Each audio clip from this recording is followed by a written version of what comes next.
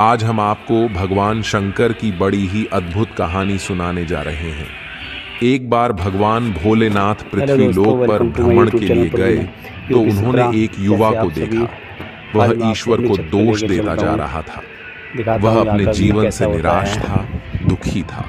ये देखिए तब दोस्तों, भगवान शंकर दूर दूर बौद्ध तक भिक्षु फैले का हुए रूप धारण काफी अच्छे करके अच्छे मकान उस हैं। युवा को असली दुख के हमारा बारे तो में छोटा सा ज्ञान ही घर देते है हैं। तो चलिए इस कहानी के और यहाँ पे माध्यम से आपको समझते देखने के लिए हैं काफी कि अच्छी असली अच्छी दुख चीजें मिल क्या जाएगी। होता है।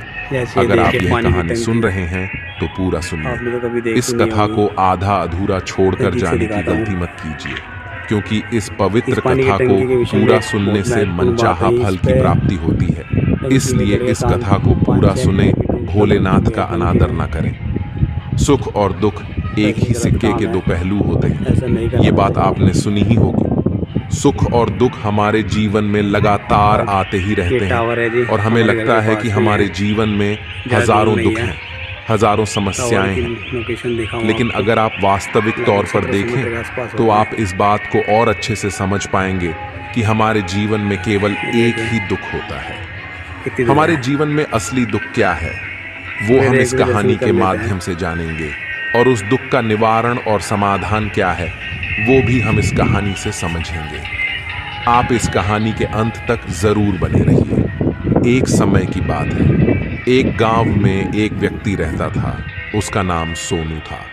वह बड़ा आलसी था और अपने जीवन से बहुत निराश था। उसका कारण यह था कि उसने अब तक अपने जीवन में कुछ भी हासिल नहीं किया था।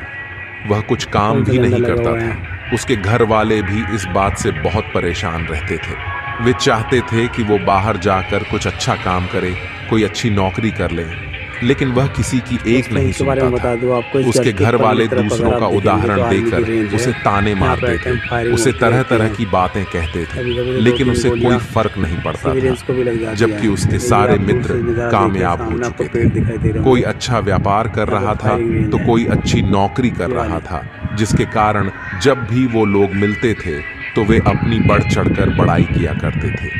लेकिन सोनू कुछ नहीं करता था, जिसके कारण जब भी कोई उससे पूछता कि तुम क्या कर रहे हो तो वह कुछ नहीं कह पाता। उसे ये कहने में बहुत शर्म महसूस होती थी कि वह कुछ नहीं करता। वो